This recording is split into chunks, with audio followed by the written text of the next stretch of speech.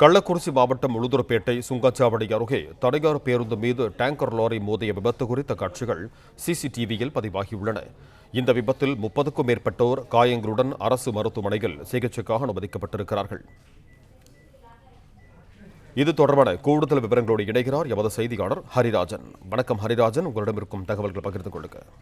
வணக்கம் ரஞ்சித். கடலூரில் இருந்து தனியார் பேருந்து ஒன்று 50க்கும் மேற்பட்ட பயணிகளை ஏற்றிக்கொண்டு கள்ளக்குறிச்சிக்கு சென்று கொண்டிருந்தது. இந்த பேருந்தானது இன்று மதியம், அதாவது ஒரு 30 நிமிடத்திற்கு முன்பாக உளுந்தூர்பேட்டையை சுங்கச்சாவடியை கடந்துக்கும் பொழுது போக்குவரத்து அதிகாரிகள் அறிவுறுத்தலின் பேரில் உளுந்தூர்பேட்டை நகராட்சியை பகுதியில் சுற்றி வர வேண்டும் எனவும், அடிக்கடி விபத்து நடக்கும் என்பதால் உளுந்தூர்பேட்டை சுங்கச்சாவடியிலிருந்து உளுந்தூர்பேட்டை நகராட்சி பகுதிக்குள் செல்லக்கூடிய இணைப்பு சாலையை போக்குவரத்து போலீசார் தடுத்து இருக்கிறார்கள். இந்த நிலையில் இன்று போக்குவரத்து விதிமுறைகளை மீறி தனியார் பேருந்து செல்லும் பொழுது உளுந்தூர்பேட்டையை அடுத்த ஆசனூர் ஐஓசி நிறுவனத்திலிருந்து பெட்ரோல் மற்றும் டீசல் லோடு ஏற்றிக்கொண்டு விழுப்புரம் நோக்கி சென்ற டேங்கர் லாரி அந்த பேருந்து மீது அதிபயங்கரமாக மோதியது.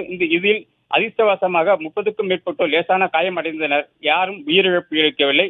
இந்த விபத்தில் காயமடைந்தவர்கள் உடனடியாக ஆம்புலன்ஸ் மூலம் உளுந்தூர்பேட்டை அரசு மருத்துவமனைக்கு அழைத்துச் செல்லப்பட்டு சிகிச்சை பெற்று வருகின்றனர். இந்த விபத்தின் காரணமாக அந்த பகுதியில் சிறிது நேர போக்குவரத்து பாதிக்கப்பட்டிருக்கிறது.